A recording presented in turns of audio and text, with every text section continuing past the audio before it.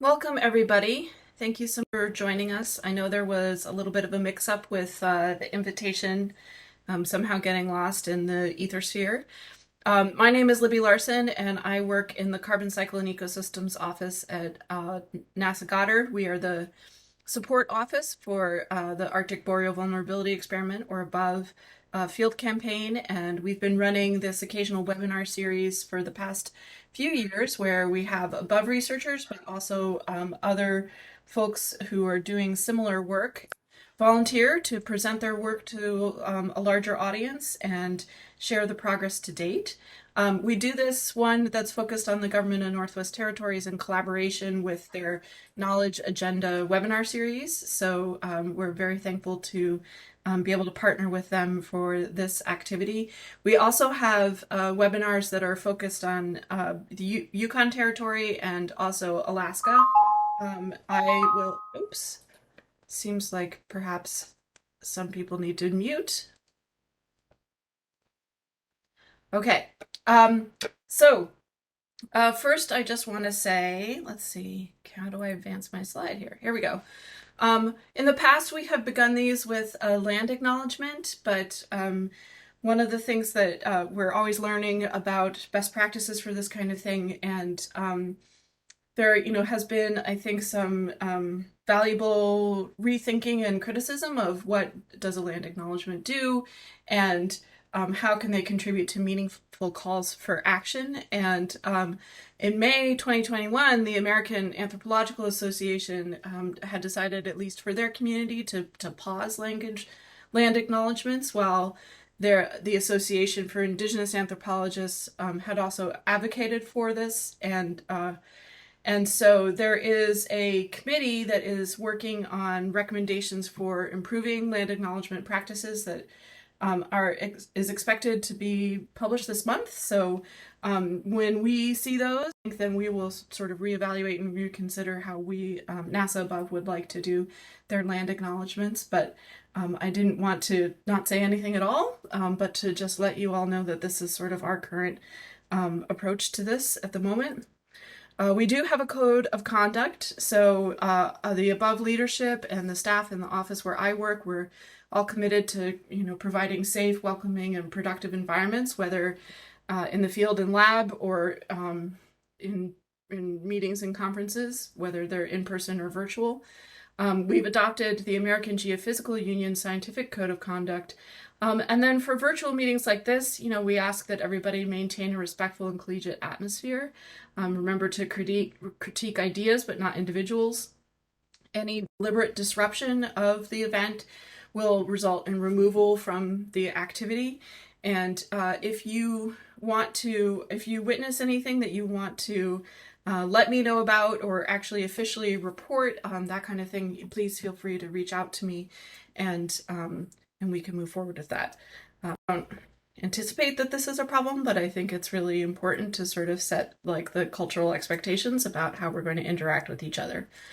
So I am going to stop sharing my PowerPoint for just a moment and then share one more item here, where I just want to highlight the website that we have, where, as I mentioned, we have some Northwest Territories focused webinars. So you can see the one that's listed today and all of the previous ones that we've had in the past, with links to the recorded presentations. And then we also, as I mentioned, have ones that are focused on Yukon and Alaska. And so if you have any interest in those, please feel free to check it out. And if you are attending today because somebody forwarded you the invite and you would like to be able to join us for any future events, please, you can contact me, and we'll be sure to get you on the distribution list. And if you would like to present, definitely contact me and we can find a date that works well for everybody. And with that, I will now stop sharing. And I'm going to turn it over now to Mike Billmire and Dorothea Vanderbilt, who will be presenting this afternoon. And I think what we'll do is we'll hold questions to the end. But if you have a question that is exciting and you want to be sure that we don't miss it, go ahead and use the chat to make note of that, and we can come back to it once we get started. I do ask that everybody mute themselves, and I will mute and turn off my video. And with that, I'm going to turn it over to Mike and Dorothea. All right, thanks, Libby. Can everybody see my screen?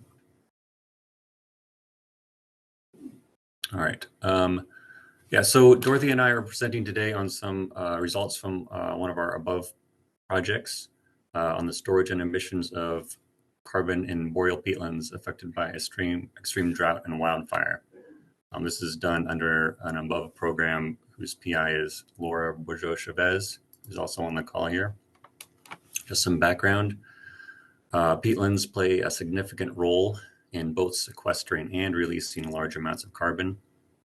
And in the boreal zone, they're estimated to represent 30% of global organic carbon stores. And they are widely affected by wildfire. And we also know that climate change is predicting increases in fire frequency, extent, and severity in the boreal zone. And so those all have the capacity to alter hydrology and ecology of the landscape, with long-term consequences to peatland ecosystems and their traditional role globally as carbon sinks. And so our broad objective of this project is just to improve characterization, quantification, and understanding of boreal peatlands and global carbon cycling. Our study area is this almost 15 million hectare peat-rich area that's surrounding the Great Slave Lake and Northwest Territories. In this study, we're taking advantage of two data sources that were generated under the ABoVE program to help answer questions about carbon storage and emissions in boreal peatlands. The first is what we were seeing right here in the map, which is this Northwest Territories ecosystem map. It shows a spatially explicit distribution of different peatland types. So this was created, the peatland types here are the open fen, the treed fen, the bog, and then there's some upland types, deciduous and coniferous forest, and a few non-peatland wetland types, marsh and swamp, were all classified. And then the second data source is post-fire biophysical field data that was collected from 2015 to 2019. So this map shows the red are the wildfire perimeters that occurred 2014 to 2016 in the study area. And the yellow triangles here are all the field sites and field plots from which field data was collected, well, from within and near those fire perimeters. That field data set consists of biophysical data, including multiple layers of soil depth, duff upper, duff lower, dead moss and top thickness, and percent cover of woody debris, grasses, and herbaceous. And then it also includes a biophysical inventory with the distribution and biomass by life form and species. So using these two data sources, we were asking two research questions. The first is, how much carbon is stored in our peat-rich study area, and how does our estimate compare to other estimates? And the second research question is, how much carbon is lost in emissions during wildfire from these peatlands? And specifically looking at emissions in peatlands versus uplands under extreme drought conditions when peat soils are most susceptible to burning. And so for the first question, I'm going to turn it over to Dorothea. Great, thanks, Mike. So our first research question, as Mike just said, is how much carbon is stored in our peat-rich study area? To address this question, go ahead and go to the next slide. To address this question, we used a peat volume approach, which uses field data to estimate below ground carbon. And then also within this equation, it's the summation of the below ground carbon and the measured above ground carbon, which was cited by Page et al., as well as Draper for tropical peatlands. And so our field data included peat thickness, dry bulk density, carbon concentration, and then above ground carbon and biomass measurements. Next slide. So to get at the below ground carbon, we'll just expand a little bit more about our field data. So we measured in 3 different peatland types, the same as the mapping type, so bog, tree fen, and shrub or open fen. Our sample sizes were quite small, and so for our equation and our carbon estimations, we resampled 1,000 times from a bootstrap distribution from the data points. Our carbon concentrations, which is that first column, the averages were about 42 to 46%, which, Mike, if you click, there should be one thing that pops up on the screen, which compared to the literature is pretty standard here. The ranges were a little bit closer to 50, but our carbon concentrations were similar. Our dry bulk density, which typically you'll see in grams per centimeter squared, but right now it's scaled for how the equation works. You'll see it in a different format later. Our ranges were 81 to 85 kilograms per meter squared, which again, Mike, if you click, compared to the literature, falls within a similar range of cited 68 to 176 or 93 kilograms per meter squared. And then our peat thicknesses that we measured ranged from 0.5 meters, a half a meter, to 0.73.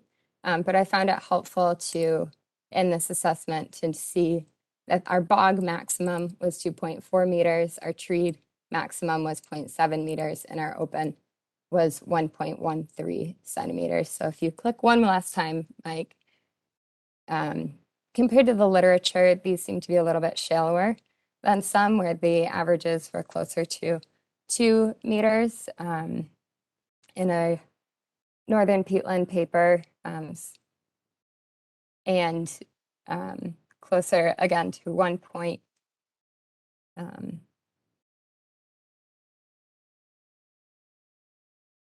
to 2.5 for bogs, and 1.3 to 2 meters in fen, cited by Riley, 2011. And that was for Ontario, the Hudson Bay lowlands, which perhaps had higher productivity and deeper peats in that area, which is slightly different than our study area.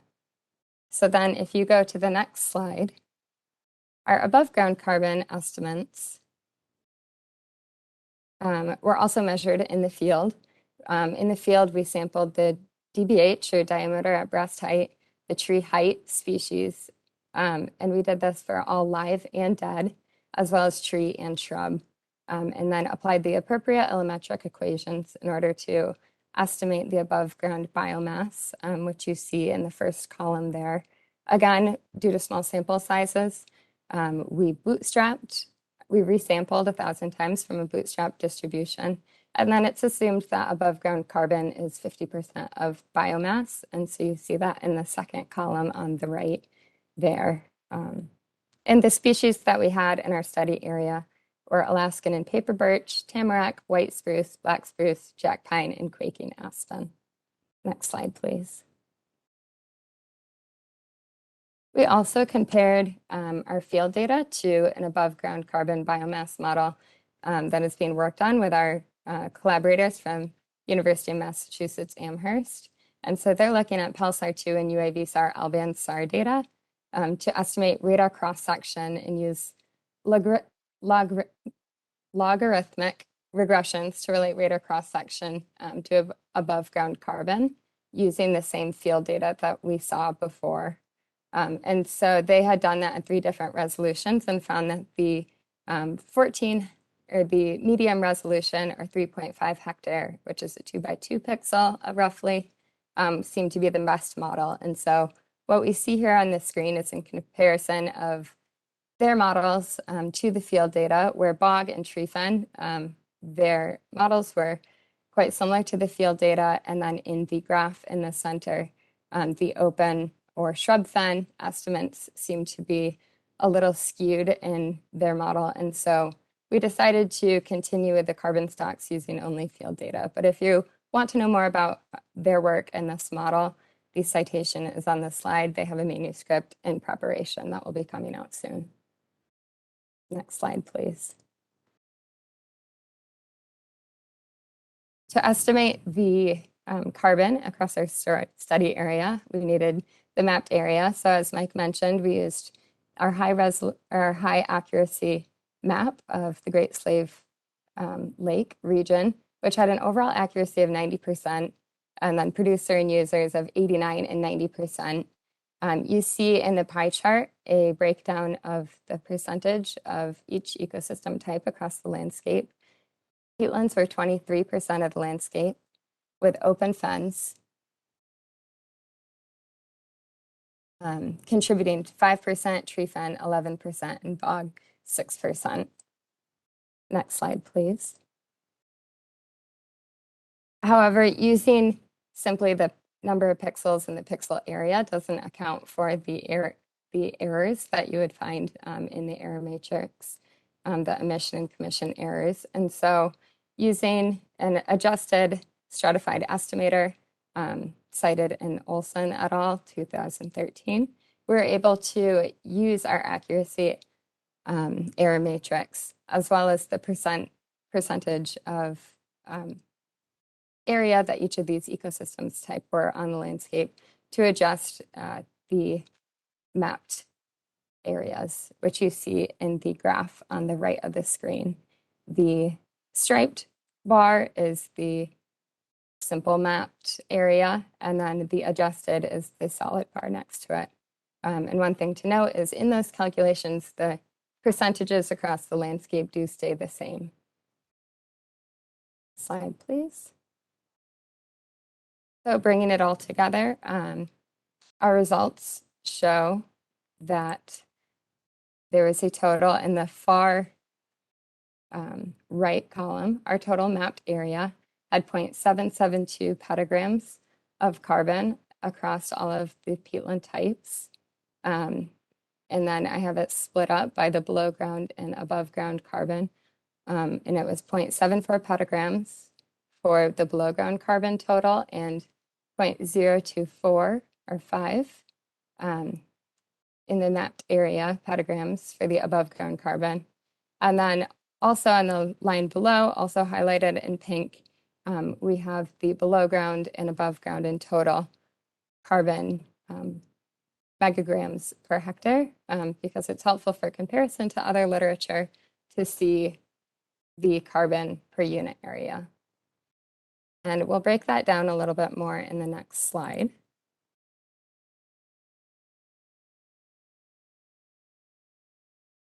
So with our carbon estimates, looking at the different peatland types, we saw the dry bulk density, which is the first graph on the upper left, that all three peatland types seem to have pretty similar, with the tree fen having a slightly higher bulk density than the other two. Out of peat thickness, bog was the ecosystem type that had the most peat, the deepest peat out of the three. Bog and open shrub fen had the highest carbon concentration, but again, across the three peatland types, it was fairly similar. The bottom left graph shows the summation of those three for the below ground carbon for metagrams per hectare. And again, bog seemed to have the highest below ground carbon stores out of three peatland types. Next to it, the above ground carbon, as expected. The bog and tree fen, both of our treed peatland types, had higher above ground carbon than the open or shrubby fen, which resulted in the bog having the highest total carbon stores out of the three peatland types. But since tree fen has a higher percentage of a higher distribution across the landscape, which you see in the upper right graph, the total mapped carbon across our mapped study area had tree fen contributing the most to the carbon stocks. Next slide, please. So comparing our data with other estimates, we see a high variability in the estimates across literature.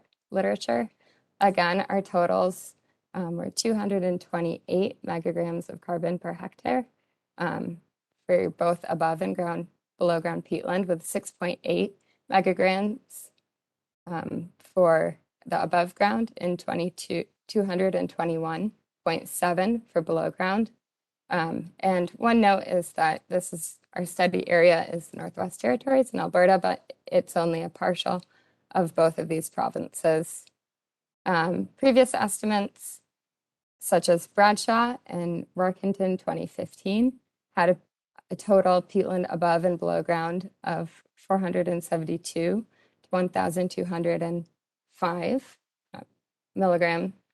metagrams of carbon per hectare for Canada, which is higher than our estimate. They also, in that paper, cited in the next line,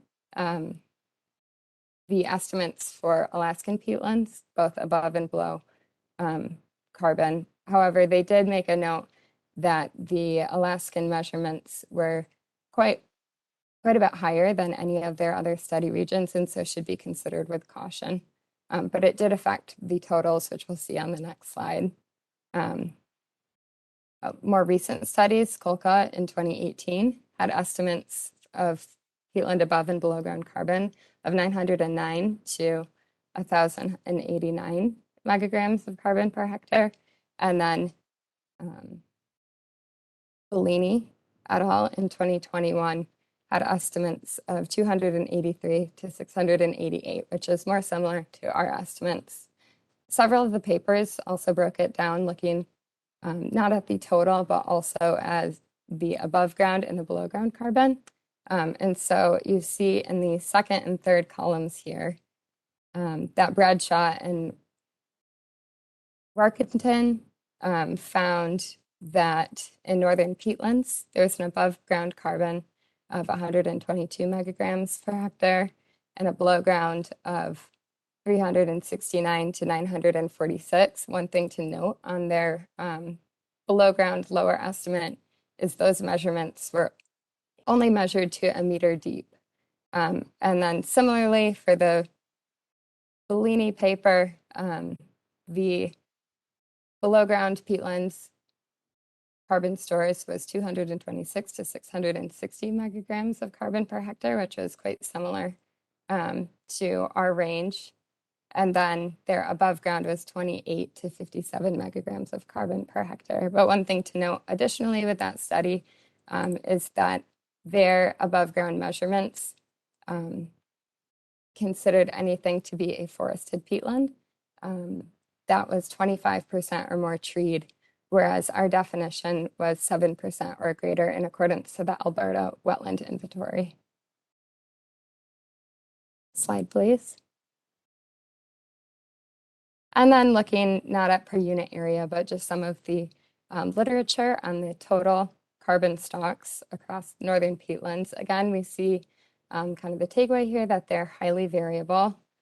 We found, again, 0.772 petagrams total across our study region, where others found 500 to 300 to 500, 455, or 367 to 1715, which that last study, again, it's significantly higher than some of the other estimates. And part of that is including the estimations for Alaska that were much higher than expected and should be considered with caution. And so while our study area is small relative to the circumpolar northern peatland areas that we see here, the importance of mapping these peatland types with high accuracy to reduce uncertainty in carbon storage is demonstrated. Additionally, given the shallower organic soils that we saw comparing our peat depths in our peatlands, which these peatlands are prone to drought and changing fire regimes, it really emphasizes the vulnerability of peatlands to wildfire in this region, in our study region around Great Slave Lake. Next slide.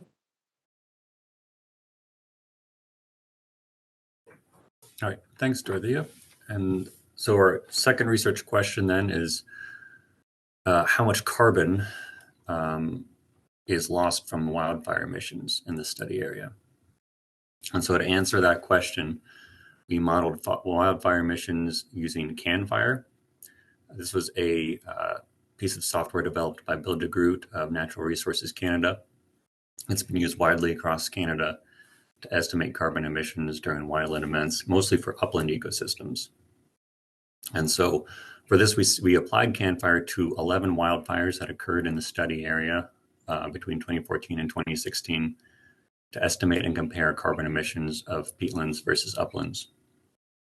Because CANFIRE was, again, has been mostly applied just for uplands, we consulted with Bill on the best way to apply and parameterize CANFIRE for these peatland cover types.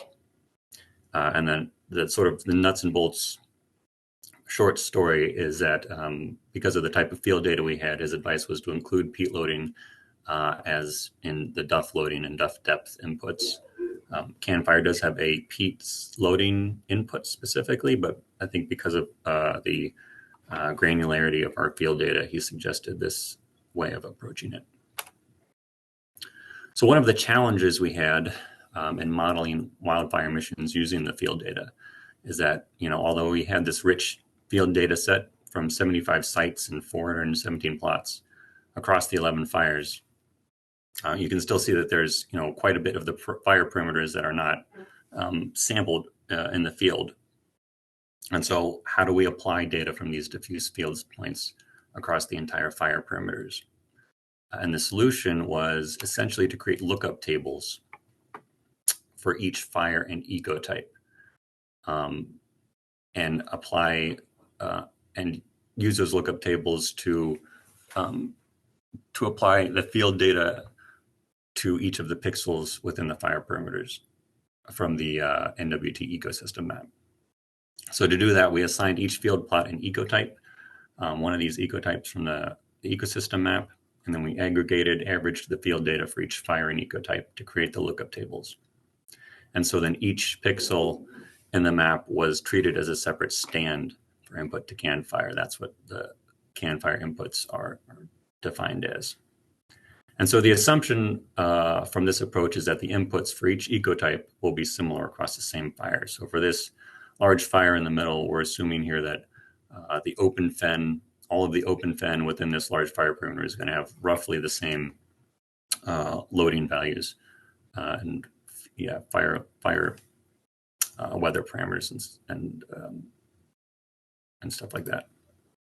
So the CANFIRE inputs, we use the field data for almost all the inputs, including the duff loading, litter loading, shrub loading, soil depth, tree species stems per hectare, and tree species fuel load. For non-deciduous forest types, we also used the tree species distribution and age from the field data. Because very few of the field sites were within deciduous forests, for those instead we used tree distribution and age from the Canada National Forest Inventory MODIS map. That's a 250 meter resolution map for all of Canada that has estimates of species distribution across the entire country. So we used that for deciduous forests, but almost everything else was from the field data. CANFIRE also takes in 4 of the FWI metrics for fire weather, including drought code, fine fuel moisture code, initial spread index, and buildup index. And so for these, we found the CWIF station nearest the fire and got the daily values for those stations. But one of the challenges we ran into here was that we had this daily weather data, but we did not have daily perimeters. We had, as the map showed on a few slides ago, we had a single perimeter for each fire representing a fire that in some cases, took over several weeks to burn. And so we had to figure out, how did we use this daily weather data? What daily weather point did we use to apply a single value across the whole fire? At first, we just had the start dates of the fire. We didn't even have end dates. And so, we might have taken the average across from the start to the end date, but we only had the start date. So because we had that, that's what we started with. And we took just the fire weather from the start date. But we found that after doing that, there were several fires that CANFIRE predicted 0 crown burning for. And this was over in one case, the fire was over 100,000 hectare. So that didn't make sense that there was no crown burning at all. And when we looked into it a little bit closer, it was because the FWI metrics at that start date were pretty mild. And so ultimately what we decided to do is we created a burn area weighted averages for each fire weather metric. So we took the MODIS burned area product satellite detections, aggregated them for each fire perimeter, and used those to approximate how much burning occurred on each day. And so in the end, we had a weather value. So the weather values for the days with the most burning were weighted the highest, while the weather values for the days with the least burning were weighted the lowest. And using that, we got results that made a lot more sense. So to validate the model, unfortunately, there's just no truth data for wildfire emissions models. They're big, complicated models, and to get truth data, it would require a dense network of air quality sensors within and in the immediate vicinity of a perimeter, which is totally infeasible for a variety of reasons. Most of these fires occur in really remote areas, and the sensors would take a lot of maintenance. They might get destroyed during the fire. So that's not really possible. But one thing we can do, and I did do in this case, was compare to other emissions models, just to use them as a sanity check, just to check basically if the results are within the same order of magnitude as other emissions models. And so we used the U.S. Forest Service consume model, which takes in similar inputs and produces similar emissions outputs to CAN fire. And we used the Wildland Fire Emissions Inventory System, which applies consume and has support for Canada fires. For the application of consume, we didn't use any of the field data. We just linked fuel beds from the Canada Fire Behavior Prediction Fuel Types map, which covers all of Canada, to similar Alaskan fuel beds that consume uses to estimate loadings and soil depth data. And from that comparison, we found that the results compared well, which is what we were hoping for. Curiously, there's a lot of variation from fire to fire, but when you add it all up, our CAN fire estimate was only 2% different from the WFIS estimate. And again, this was just a sanity check. Were we in the right order of magnitude? And we were. And this comparison allowed us to identify that there were problems in how the fire weather was data was being applied, because originally these values were a lot further off. Sort of a short tangent, one of the things Laura noticed when we looked at this was that these fires, three of these fires occur in the Taiga Shield, and the others occur in the Taiga Plain. And on the one in the Shield, WFIS overestimates. For the fires in the plain, WFIS tends to underestimate. And it seems that one of the reasons for that is, if we look at this graph over here, you can see the plains fires have a much larger proportion of peatlands within them, whereas the Shield files are predominantly uplands. And so what that tells us is that WFIS is underestimating peatland burning and overestimating upland burning, which brings us to the CAN fire results. For the analysis, we grouped the NWT ecotypes into three categories to facilitate comparing contributions of peatlands versus uplands to the emissions. And so in the uplands category included deciduous and coniferous forest. Peatlands category included open fen, treed fen, and bog. And then we had a third category for non-peatland wetlands that included the marsh and swamp types in the map. And so the total carbon wildfire emissions in the study area from the CAN fire modeling are listed here. 83 teragrams total, which is about 28 teragrams per year.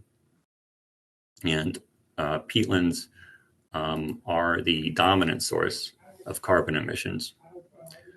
In this graph on the left here, we have the total carbon emissions over all the fires, and on the right graph here is the rate, so the mass per area, megagrams per hectare in this case. So by both measures, peatlands are dominating the carbon emissions. On a rate basis, the non-peatland wetlands are emitting 2 times as much carbon as uplands, and the peatlands are emitting over 3 times as much carbon as uplands during the wildfires. And the colors here represent the different fuel strata. So yellow is forest floor, and this would be considered below ground carbon. And the orange here is crown, which would be above ground, and the blue is dead woody debris, which is also above ground. So again, the below ground carbon, just like Dorothea found almost all of the carbon is stored below ground, we're also seeing most of the emissions are coming from the below ground carbon. So one of the questions could be from this as well, is that just because there's a lot more peatlands than uplands? And the answer is no. This pie graph here shows the amount of area burned by cover type. And so peatlands account for about 1/3 of the total area burned, but almost 2/3 of the carbon emissions by cover type. And then looking closer at above versus below ground emissions, again, we have the below ground carbon accounts for 90% of the wildfire emissions. And similarly, for mean depth of burn, peatlands have the highest depth of burn. They also have the highest soil depth, so that makes sense. So I'll turn it back over to Dorothea for our summary slide on C-stores. Great. Yeah, so in summary, we saw that per unit area in our study region, we had 228.55 megagrams of carbon per hectare, or for the whole area, that was 0.772 petagrams of carbon stored in our study region. And we saw that bog contributed the most per hectare, but tree fence contributed the most within our study region due to their high availability on the landscape. The comparison to the literature on carbon stores, our estimates were lower than some of the other estimates. Typically, several of them, they were quite similar. But previous estimates are highly variable, and a lot of the papers did acknowledge a lack of or insufficient field data. And so our high resolution mapping with geospatial information on peatland types helps reduce some of this inaccuracy and fill some of these data gaps that we have and some of these uncertainties in carbon storage. And then also in particular to our study area, here we observed shallower organic soils than some of the other boreal Arctic peatlands, which makes wildfire a larger threat in this study region, especially as we're seeing increased drought and the intensifying of wildfire regimes throughout the area. These peatlands are particularly vulnerable to wildfire. Go ahead, Mike. All right, and then I'll just summarize the carbon emissions work here. So extreme drought has changed vulnerability to wildfires. In this study, we find that from 2014 to 2016 in this area, 83 teragrams of the 772 total teragrams that Dorothea's study estimates were emitted during wildfires. So that amounts to almost 11% of the total carbon stored, or 3.6% of carbon lost per year to wildfires. And so the follow-up question to that is, okay, so we're losing a lot of carbon. How do the carbon accumulates? The carbon accumulation rates compare? Peatlands are known to be sinks, so are they accumulating more than they are losing in this case? And so we did I did a quick literature search based on these studies cited below on accumulation rates in northern peatlands. We would expect about 7 to 19 teragrams of carbon per year accumulating across the 15 million hectare study area. And so, at least in this case, we're seeing about twice as much carbon emitted per year than is probably accumulated, which might be concerning, although the one caveat here is that this area and time period was chosen because there was a much higher than usual fire activity. So across a larger region or a longer time period, this probably wouldn't be as extreme. And that's part of what we're doing in our follow-on ABoVE program, is looking at a much bigger region, repeating this analysis in a larger region and time period. And that is all we have.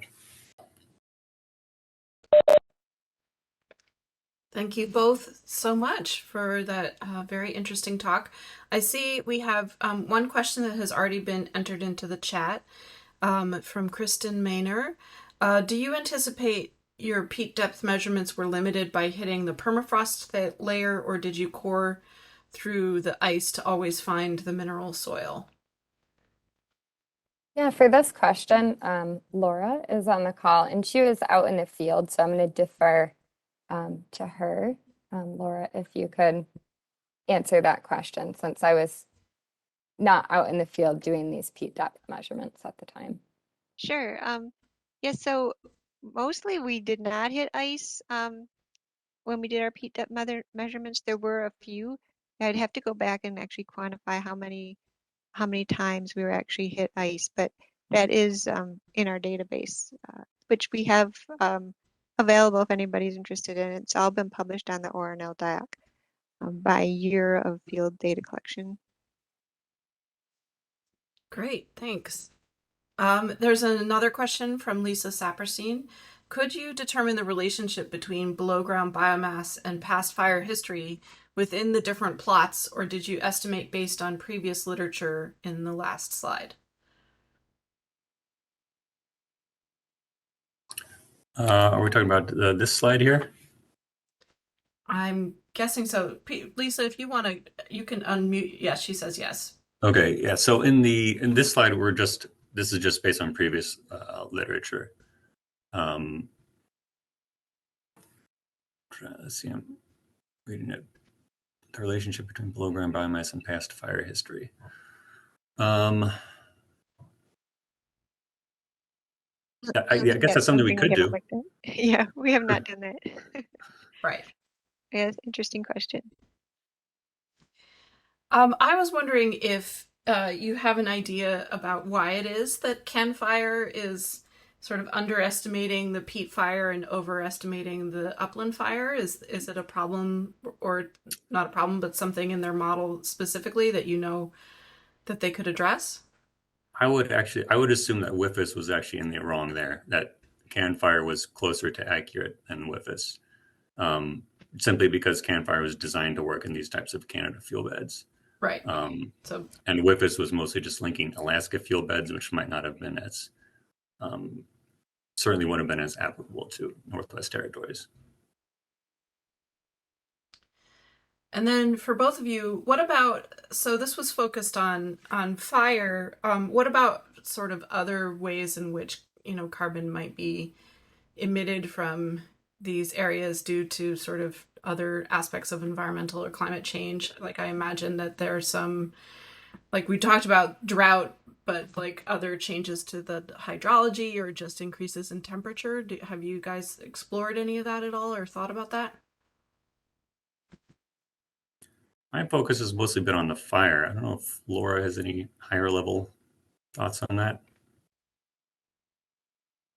Yeah, our project was really focused on fire, but yeah, definitely there would be changes to decomposition rates with changes in temperature and hydrology.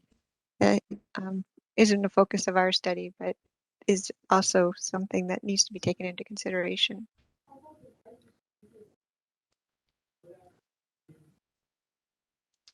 Are there any other questions from audience members? People can feel free to unmute themselves if they would like. I just wanted to commend Mike and whoever's involved with the figures that the color scheme works for people who have color blindness. I don't know if you ran it through simulator or whatever, but I'm sensitive to this not because I'm colorblind, but because a friend who is colorblind just pointed out to me last week that the NDVI greening browning trends figure that I've been showing for years is just shades of gray to him. So I do some web design, so I'm familiar with colorblind sensitivities. yeah, so I use sim Daltonism to when you put that up, and it checks out perfectly. So good job. Okay, there's another question that got added to the chat. Any discussion of the comparatively low peat depth and resulting peat carbon density? Do your methods differ from previous studies?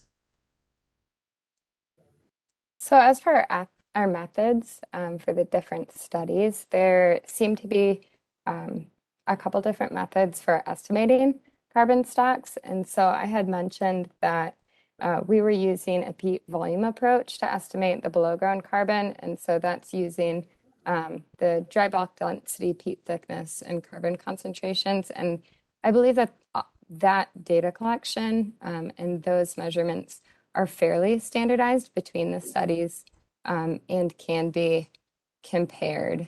And as to why exactly some of our peat depths were a bit shallower than some of the other studies, it didn't seem, well, we saw that there was, we had shallower peat depths. Our carbon densities or percentage carbon seemed actually quite similar to the other literature. So I am not exactly sure what the discrepancy there is, other than natural phenomenon between the different peat accumulation in the regions. And we have a lot of sites on the shield, which kind of limit our, shallow soils there, just because of the geomorphology. Yeah, that's a good point, Laura. Okay. Any other questions for the speakers? If not, I want to thank you both once again for being able to share the results of this work with us, and remind everyone that we will be posting the recording on the website in the next couple of days, and we are looking forward to continuing to have more of these occasional webinar about presenting research results and other relevant topics. So if you have something that you would like to present, please do reach out to me and let me know, libby.larson@nasa.gov. And I think that's about it. Thank you, everybody, and enjoy the rest of your day.